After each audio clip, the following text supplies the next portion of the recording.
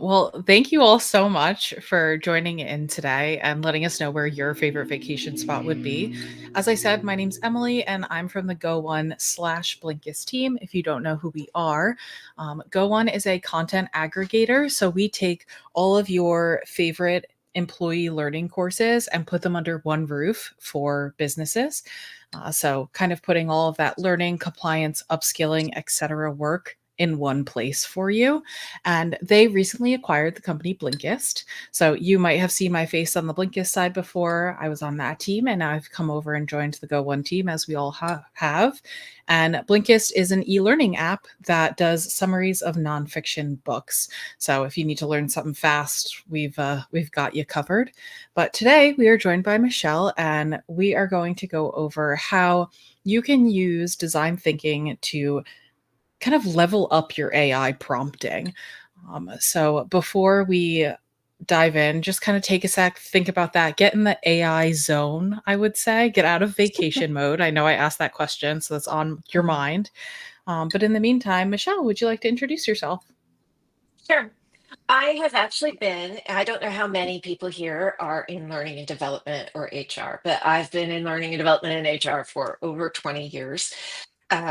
I noticed there's soft focus on my face, so I do like this app. We'll take it. Um, but it's been over 20 years. And a couple of years ago, when AI started to emerge, having a weirdly strong tech bent, really just fell in love with it. And my last role was as a learning and AI strategist, and I've now just become an AI consultant. And I love it. I love working with companies and helping people really understand how AI can make their organization better and stronger. I also happen to have a certification in design thinking, and it's something I really love. And I apply it to all kinds of things in my life. But I discovered it can really help us approach prompting. So we can go into prompting and just type something, or we can think about what we want to type before we prompt the AI. And that's what we're going to talk about today. Awesome. So Michelle, I'm going to make me tiny. You want to share your screen and we'll get started? Sure. Sure, I had PowerPoint all up and ready. All right. Okay. All right. So, right. Me. Elevate your AI prompts with design thinking. And we're going to start off with a poll because I like to know where we all are in what we're doing with generative AI. So, generative AI being ChatGPT or Claude, Copilot, Gemini, or maybe an internal AI. So Emily is going to launch a poll, and we're going to see. Oops, yeah, my slides are doing something weird. There we go. There's the poll. All right. So just let me know where you are. Are you using it a lot? Do you use it just sometimes? Or are you a little nervous and maybe you think the robots are coming to get us? Yeah, let's give you about 30 seconds. I'm seeing a good amount of every day, which is impressive. Kudos to all of Exciting. you. Yes. Yes. And that's a big change. Um, a lot of people are in what I call an AI bubble right now. And some report recently came out saying most of the US at the moment is actually not using AI. It's only about 20%. So look at that. I'm glad that we only have 4%. I promise the robots aren't coming to get us yet. I promise. Yet, keyword. Be nice to your AI. That's all I have to say about that. All right, still going. All right, I love these numbers. I love them. Over half of you are using AI every day. That's fantastic. Give yourself a round of applause. I love those numbers. Okay, we can probably take the poll down. Thanks, Emily.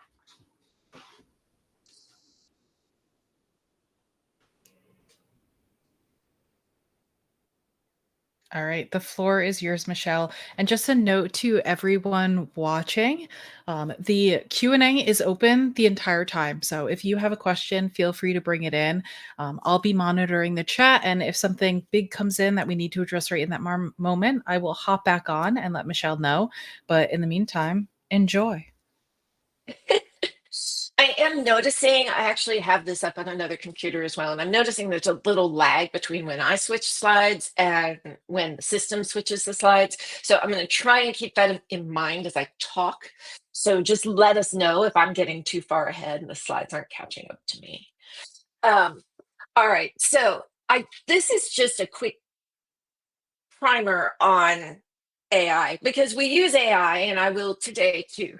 AI is a blanket term, but what we're really talking about right now in this moment in time is our LLMs. We're talking about ChatGPT. We're talking about generative AI. We're talking about Claude. So creating new content, text, and images and things basically out of existing content. LLMs are really just AI systems that are trained on vast amount of text to understand and generate human-like text. So the best the best comparison is really your phone and the predictive text in your phone. So you go to type something, and it here in this image, we've got a TH and it says the or thanks. It's trying to predict what word might be next. Well, ChatGPT and Claude, Gemini, all of these things, they take that to the next level. They're making predictions at a really rapid rate and deciding what is the next word that comes next. They're not just saying, maybe it's one of these. They're saying, these are the words that come next. And most of the time, they're right. And that's how they come up with answers. They're scanning all of their data at this amazingly rapid pace and coming up with the answers for you. So just remember that. These aren't, it seems like you're talking to a human. They are amazingly human like. If you use the voice function, it's almost frightening how human like they seem because they're being trained on things like empathy and emotion. But it's just they're being trained on text to understand and generate things. So it's just like your phone, but on a much faster and larger scale. Now, I want to get into design thinking. So, does anyone, and you can answer in the chat, does anyone use design thinking, or can anybody define or tell me what design thinking is?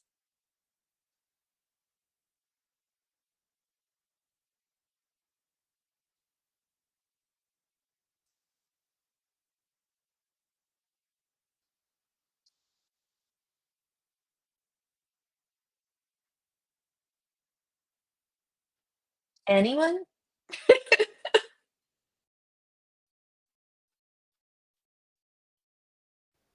Understanding the user need. Yes. Okay. Yes, using it often. Okay. All right. So, not a lot of familiarity with design thinking, and that's okay. Um, I bet. Oh, look, I feel like, yeah, that's weirdly accurate there. Design thinking. Okay. Um, all right. So, design thinking is indeed a problem solving approach to but it's a human centered problem solving approach. The user is at the heart of every decision.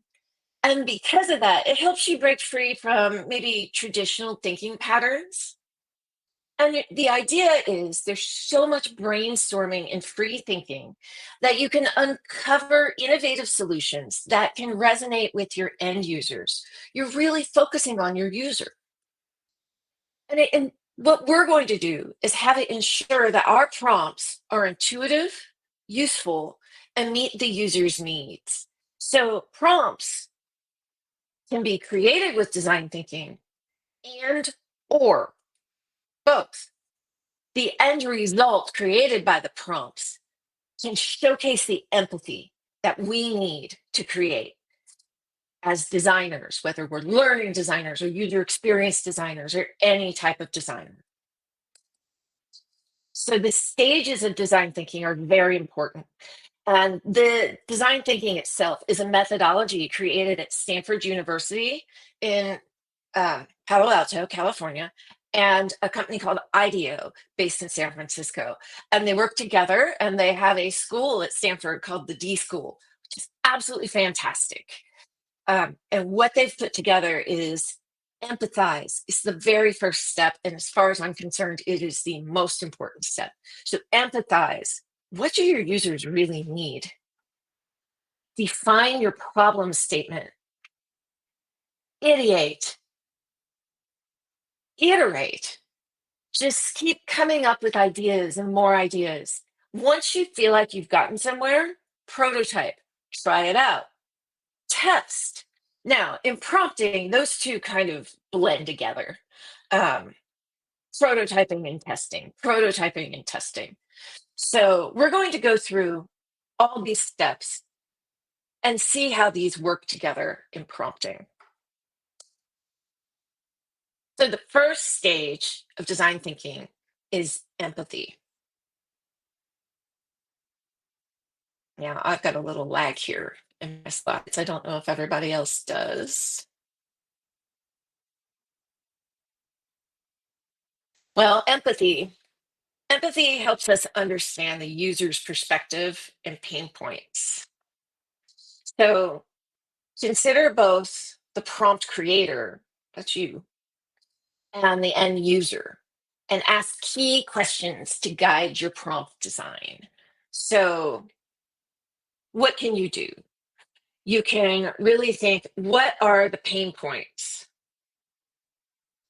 Um, you can, you know, I still have a lag on my slides, so hang on. Maybe that'll help push it along.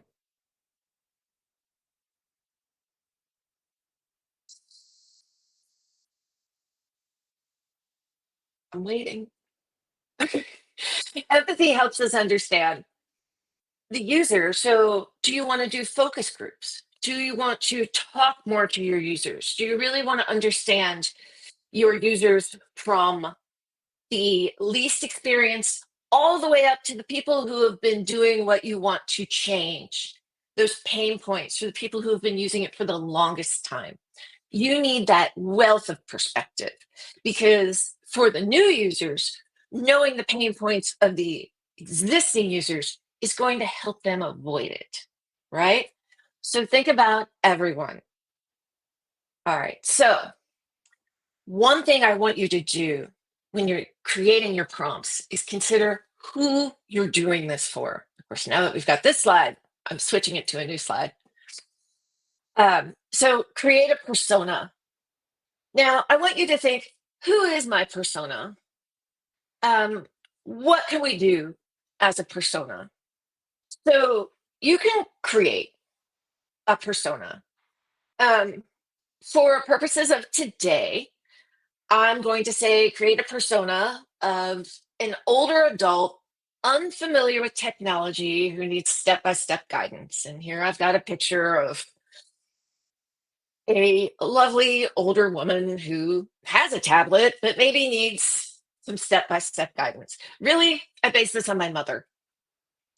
Now, there's a tip here.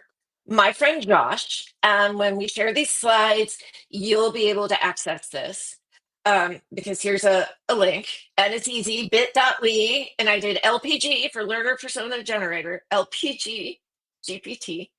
Right. But I'm going to show it to you right now. It's a learner persona generator, and this will help you generate your learners. Um, so I need to share the. Oh, you have. Okay, that's great. And now I need to share the screen, don't I? Okay. So stop sharing and then share and go window. Sorry, gang, it's a new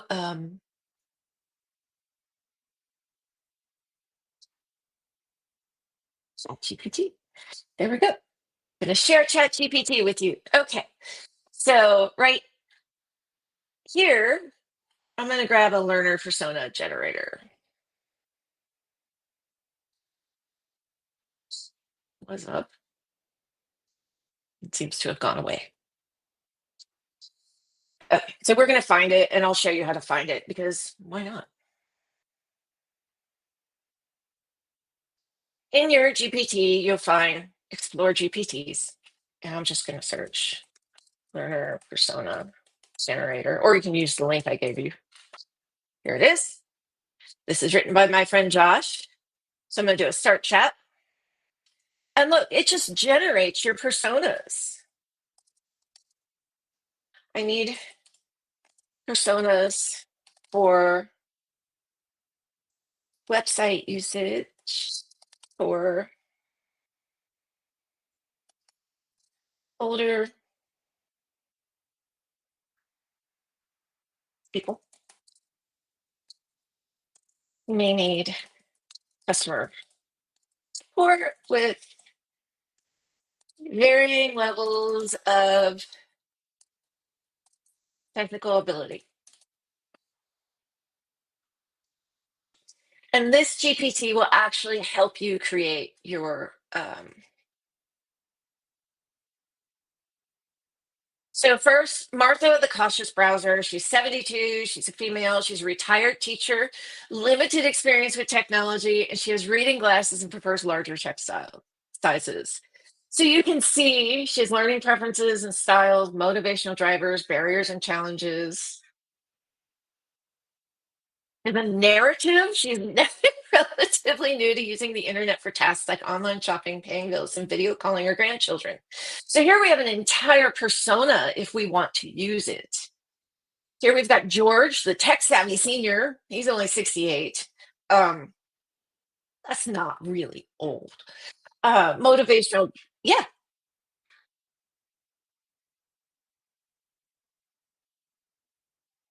sure.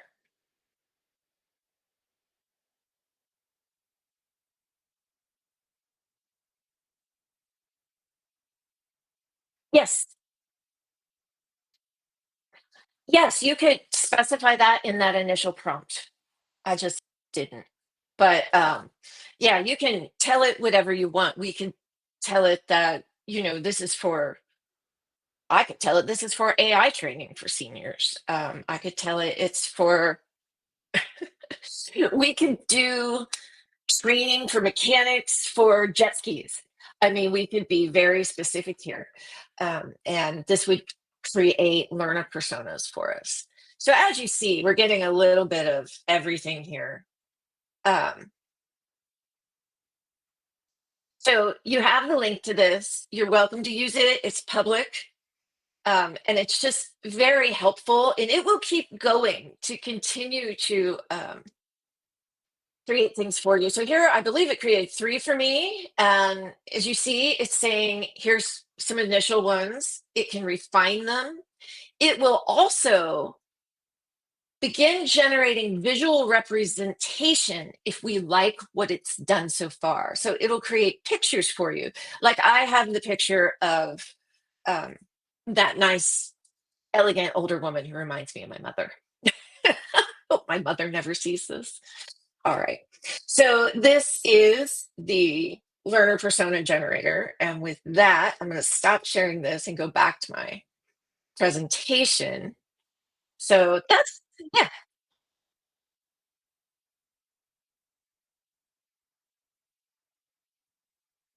Okay.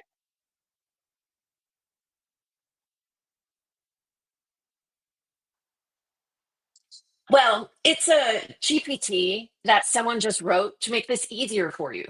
So you could plug in the prompt and it would do the same thing. But this is generating 3 of them for you. It's creating an entire storyline for each person. And you don't have to write that prompt. You don't have to figure out all these different things to ask it to come up with because you might say exactly what I said. Um, these are older people who may or may not have technical skills and may need customer support and have trouble with technology. Right? That's all I fed it. It then said, here are varying levels of technical skills, here are backstories, here are all these other things. So that actually gave us way more information than what I asked for, but also information that help us with our empathy when we're creating whatever it is we're designing. So right there, ChatGPT is giving us all that backstory and empathy for a lot of different types of users, down to the visual representation if we want it. So the difference is we don't have to go back and forth with ChatGPT to come up with all this. Someone else has already done that hard work for us so that we can just get that information with a very minimal prompt. Basically, automates your life and makes it easier. And that is why we like AI. So let me get back to there we go. All right. So my persona in general, now we've seen a bunch of them it created, but I'm going to go with my general one right now for sake of the PowerPoint. But an older adult unfamiliar with technology who needs step-by-step guidance. Again, could be my mom. The next step in design thinking is to define the problem. Now, what you're doing here is synthesizing things into a clear problem statement. You want to define the problem clearly to create effective prompts.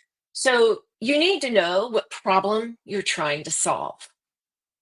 So let's think about that. So a core problem statement would be, users are confused. Well, okay, users are confused. What are they confused about? Okay. A great problem statement, or a good problem statement, would be, users are struggling to find the customer support section on the website, right? They're not just confused, they're confused about something very, very specific. Okay. So that is where we are going. Define the problem. This is our problem statement. So we've covered empathy because we know who we're doing this for.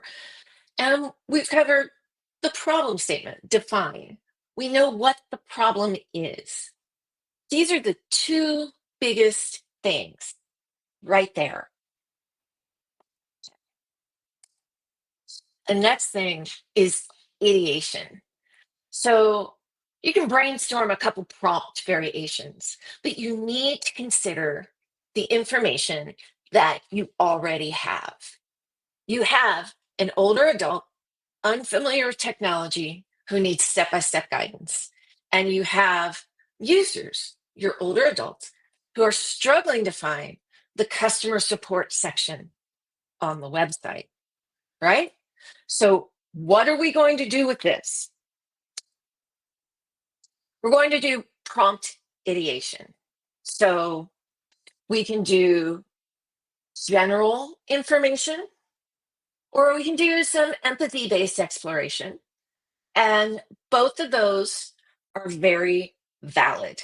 So maybe one prompt would be, explain how a user unfamiliar with technology can navigate a website to find customer support. A more empathy-based one, how can I make the customer support instructions easy to follow for someone who feels overwhelmed? Now, I'm just going to show you what we get with the empathy-based exploration. How can I make the customer support instructions easy to follow for someone who feels overwhelmed? We got to go back through here to get to Chat GPT again. There it is. Okay. And I've got a little window open here. And I actually have the prompt ready to go somewhere else so I can paste it in.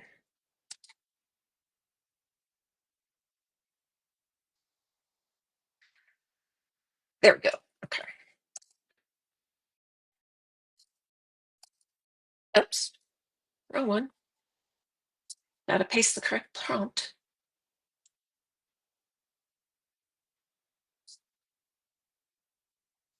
I'm gonna make the customer support instructions easy to follow. I'm gonna take that up here. Easy to follow for someone who feels overwhelmed.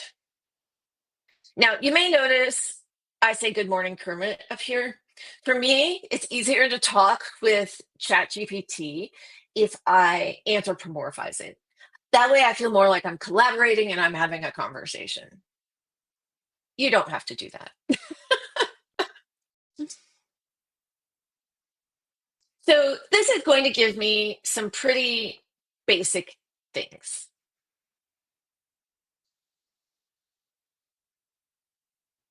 So chunking, simple language, visual aids.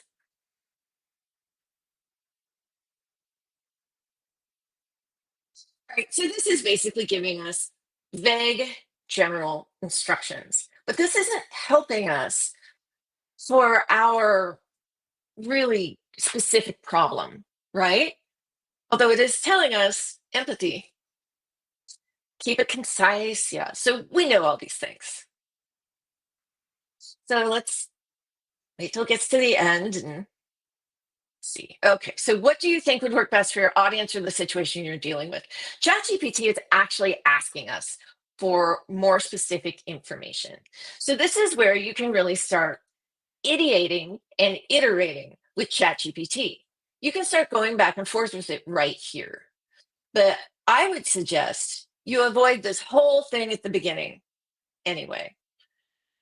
So let's go back to our presentation. I'm getting good at this. Okay.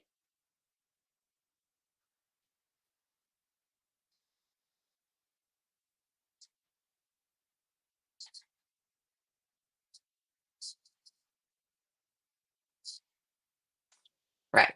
We're going to wait. We're going to forget.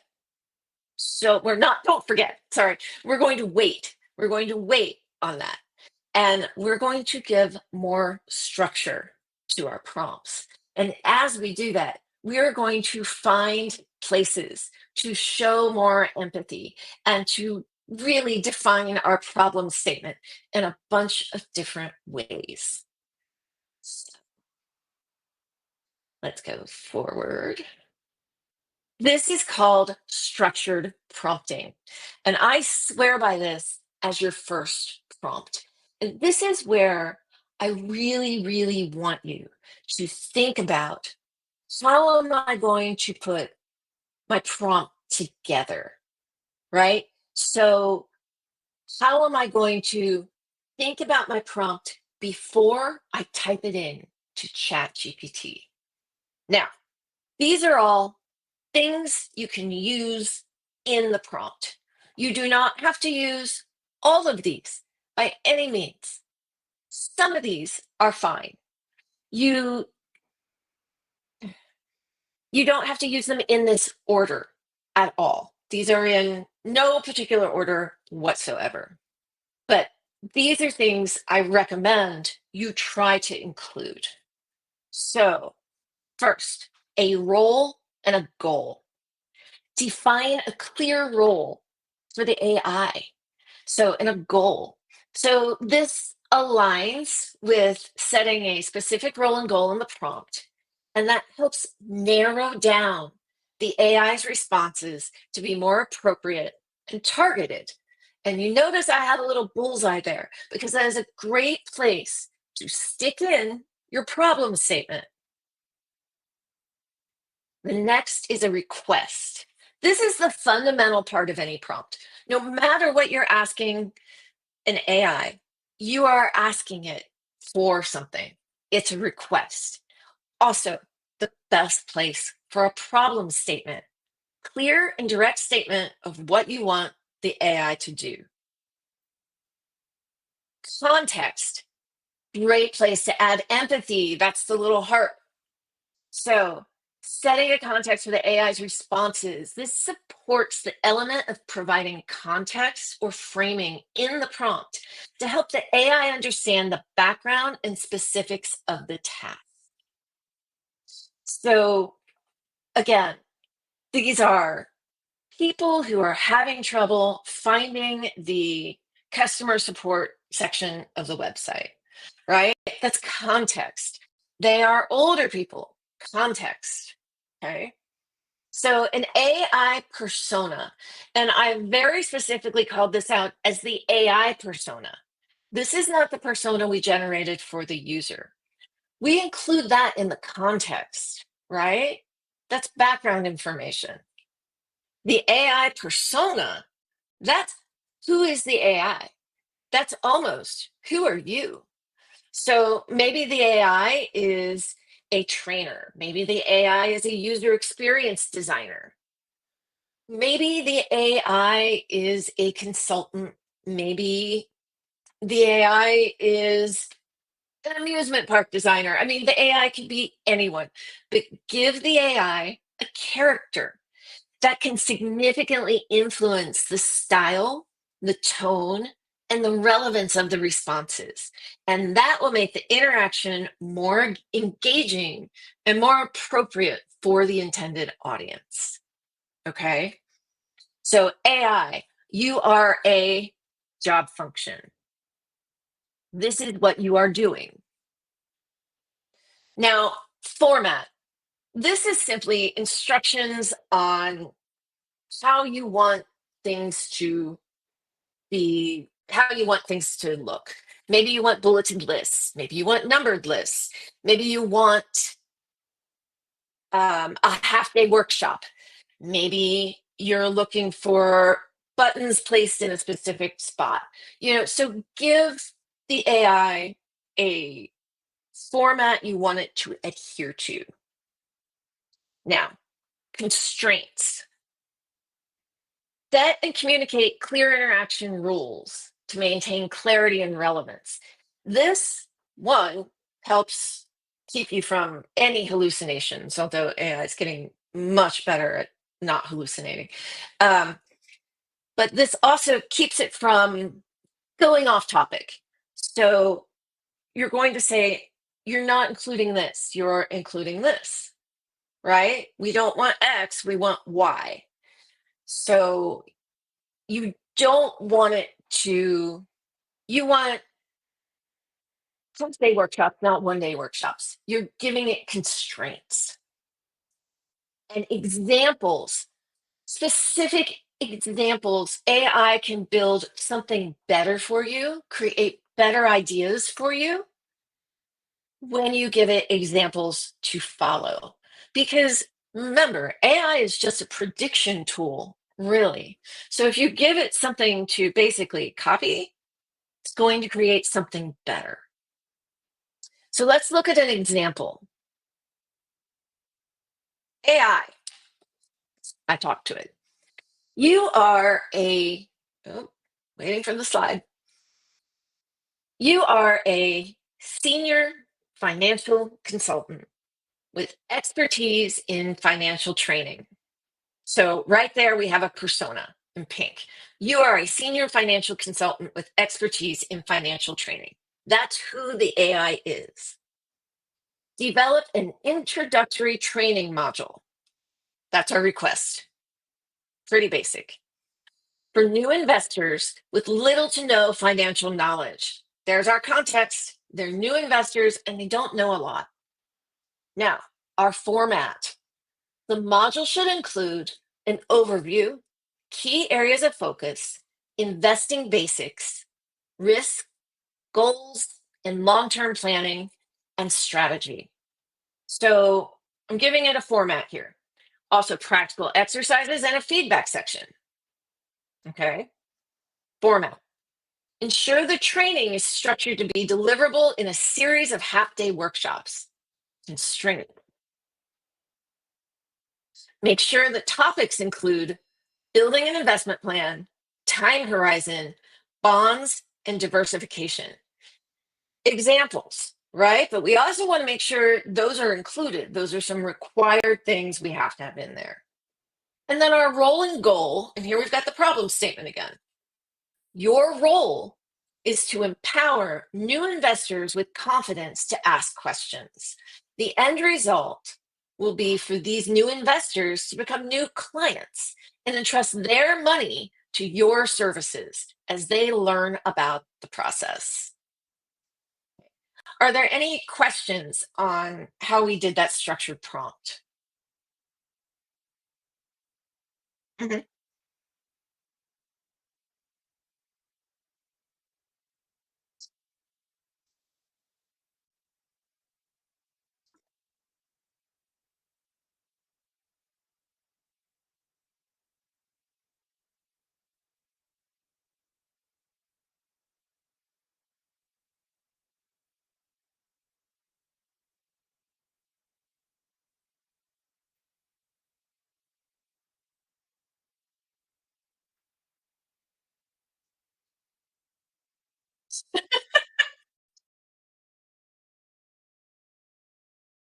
I'm laughing at all the acronyms. Um,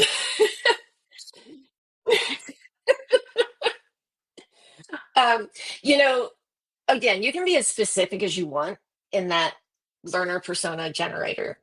Um, and then you can pick, one persona or many, but that is in here our orange. That's our context. That is our background knowledge.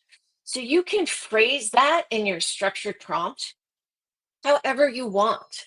So you can get really, really specific.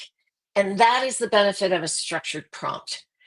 A structured prompt can, I mean, I've written these that are 2 pages long. So don't think you're limited to a paragraph. Don't think you have to write 2 pages either. But you can get very, very detailed with these.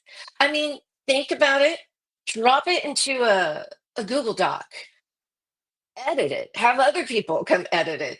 And you can have bullets. You can just really think about all the information you want to impart to the AI using all of these things. And get really the more specific you get, and this is really the point I'm trying to impart here, the more specific you get at the beginning, the less work you're going to have to do later, because it's going to be able to create something better up front, and you'll still have to iterate, you'll still have to brainstorm with it and fix things, but you'll be more tweaking than you will be making full on changes. So as you brainstorm, you'll be able to better focus on the things that are important instead of, think of it as a cone. So if you go in there with something really general, you're going to spend so much time trying to get to that small part of the cone. If you go in there with something incredibly specific, the cone is flipping, and you can just really start focusing on the important things. So that's why you want to really get as much information up there as possible. Now, again, this is just how I approach things, and this fits in really well with design thinking. So you can modify this however you want. There are no hard and fast rules to how we prompt AI. It's really what works best for you. So, does that help? I hope. Okay.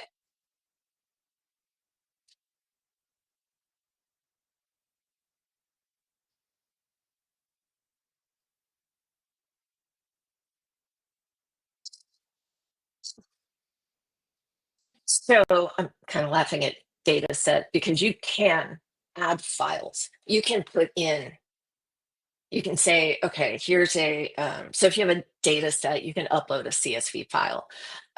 You can ask it to, you can attach files, basically. You can attach Microsoft files, you can attach CSV files, you can attach PDF files and ask it to use that data. So then you can't really get more specific than that, can you? One word of caution: anything that has proprietary information for your company, anonymize it, because you don't want to be sharing training data with ChatGPT. that is client-based or proprietary to your company. So just keep that in mind if you're going to be uploading documents to it. And, again, this prompt is vague. I'm not saying I work for JP Morgan. I am saying I'm just a senior financial consultant. So it's very vague as to who clients and things are. So just keep that in mind. You don't want to train on specific customer data. All right. We good? Okay. All right. Prototype and testing is what comes next. So create your structured prompt and then see what happens. You never know. In fact, you can run the same prompt in different AIs or different chats within ChatGPT and get totally different answers. But create your prompt, see what happens, iterate, and then have a conversation. So I'm going to go back over to ChatGPT.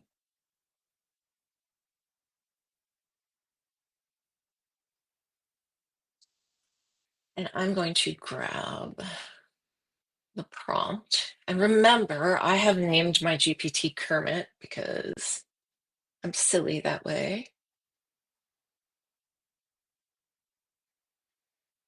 I'm going to paste this in here. So the prompt I just had, Kermit, you are a user experience designer.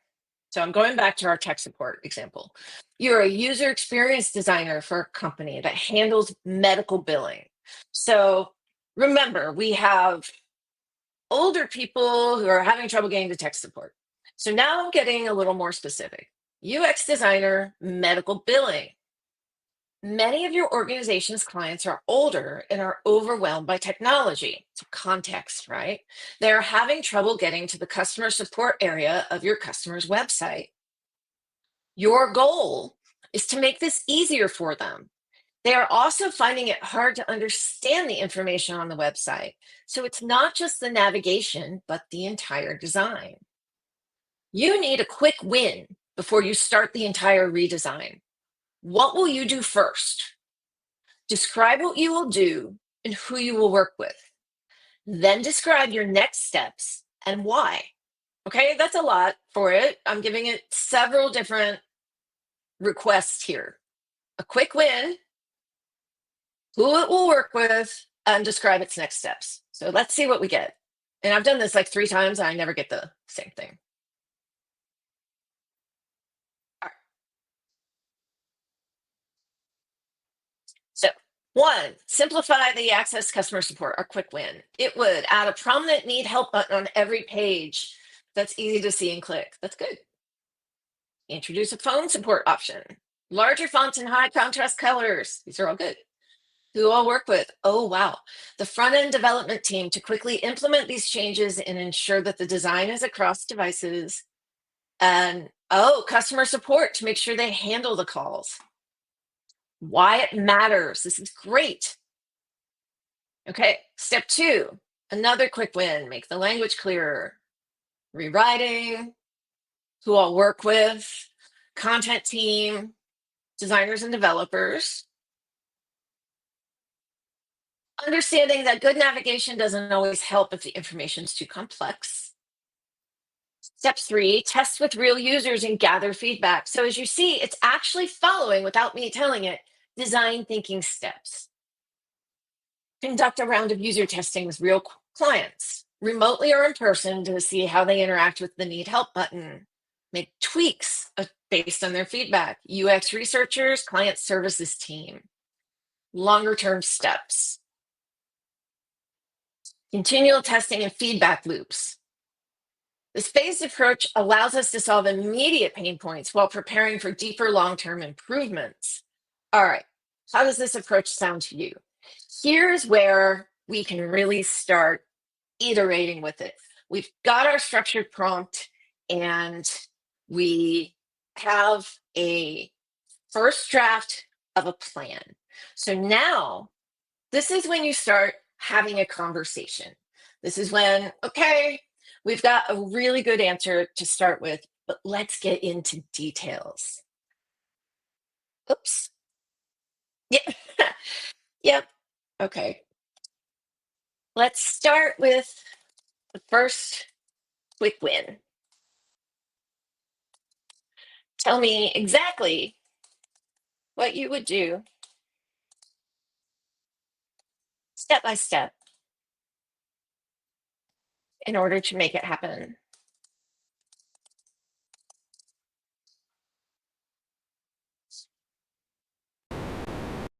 Got it. Let's focus on the first one. Gather data and insights, 1 to 2 days. Wow, it's even giving me days.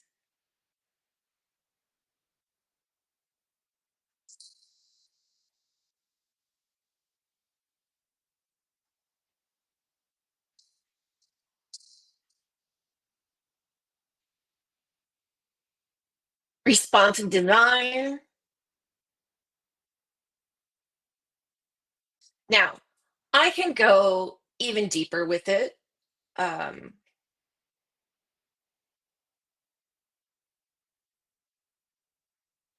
wow. Sometimes I'm really surprised by everything it comes up with. Oh, it's kind of funny when I do these webinars because I never know what kind of answer I'm going to get. What sorts of colors and fonts would you recommend? Right. So that's a pretty tactical, detailed question. Here we go. So, button color. For the need help button, I'd recommend a, oh my gosh, bold, highly visible color like blue, green, and it's actually giving us our web-friendly color thing. So text on button, white for maximum contrast. Look, oh,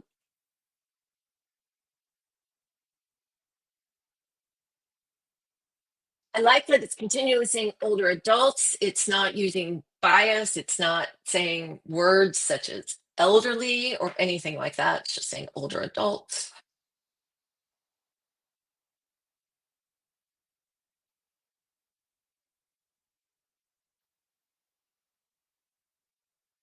Wow. Give us a color palette for our entire website. All right. So as you see, you can take after that initial very specific structured prompt, we can get more and more specific with it. And again, maybe I've got the site in HTML and I can upload that. There's this right here. Or maybe I have a picture of it in saved as a PDF. Maybe I've got the site saved as a PDF. I could upload that right here and say, what changes would you make? So we can keep going on this. You can go on this for a very long time. I've gotten other answers from it in the past. Here it has told me, let's talk. I said, it gave me some answers. I said, what about this button? Where will it go? Will it go to a phone number? Will it go to a contact page or an email? Who will be responsible for responding?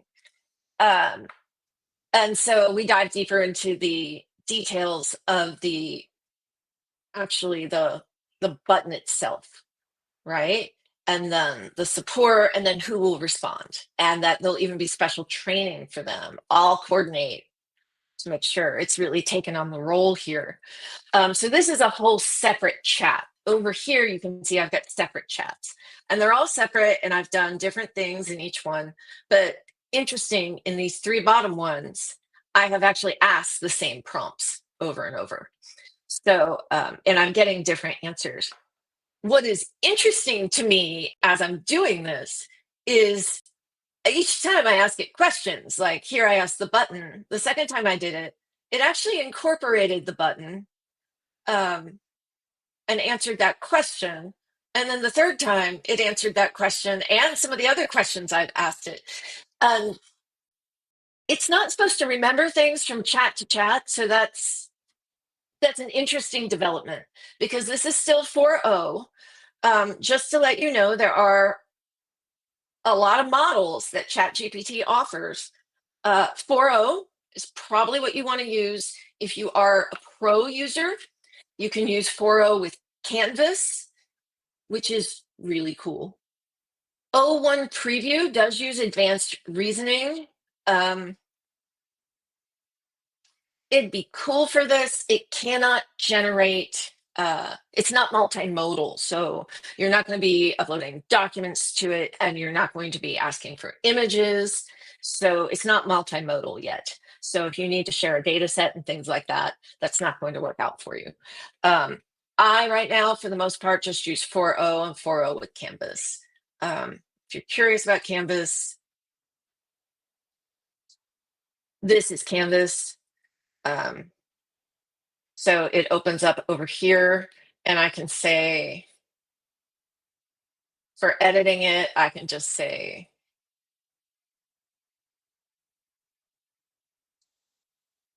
I can ask this question, I can highlight and say, should these be mini visual or mini, let's say mini videos or just screenshots?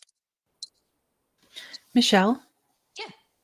a question we have, and I hope you can all now hear and see me. So apparently, Michelle, when I don't come on camera, they can't hear me. So they thought you were just speaking to no one. But hello, I'm here now. I hope you can see me. A question that came through, which I think is super important. We're all learning. A super important one. Is there a way to check for plagiarism or copyright issues with GPT? Oh, so what we're doing now, this is vague stuff, right? This is um, the stuff I'm doing. This is basic customer support stuff. But a lot of times, if I'm getting more specific, and I'll be honest, I can get on a soapbox about this, um, but you can ask it to cite references. So in your prompt, and cite your sources. Now, if you do that, go check the sources. It will link them for you. Go click on the links and make sure they're real. I do this a lot. Um, see if I can find, I may not be able to find one. Um,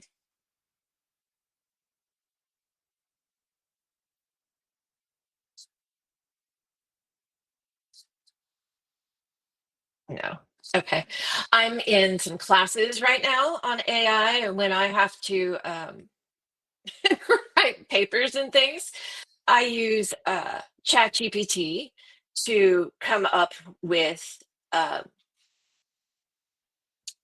it helps me brainstorm. And so I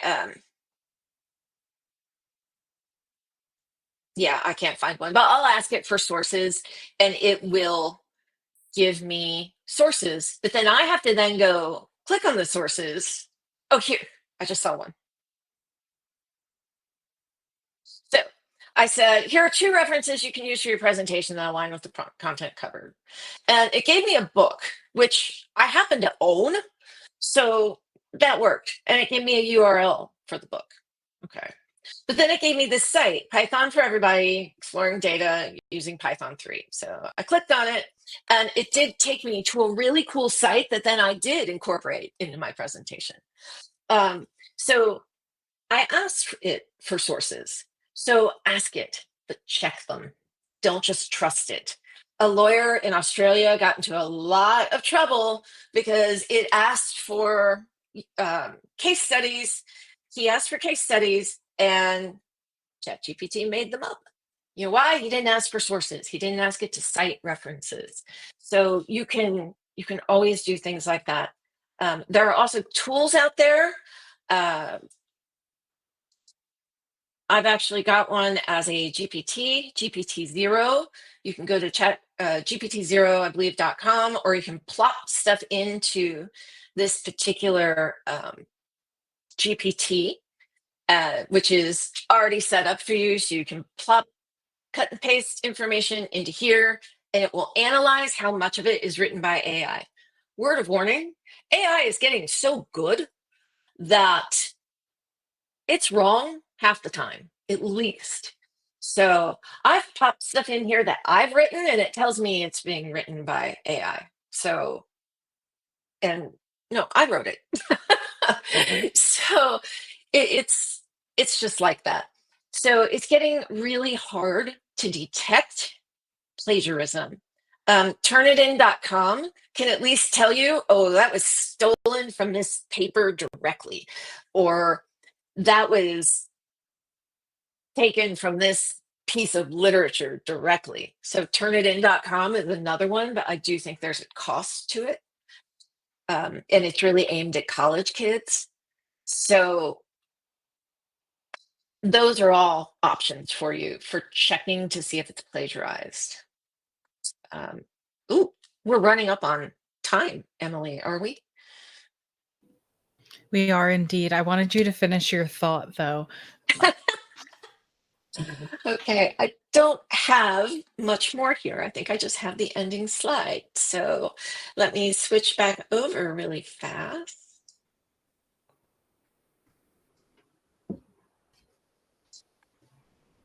And we just have key takeaways. So think through your prompt first. Time spent up front can save you a lot of time later.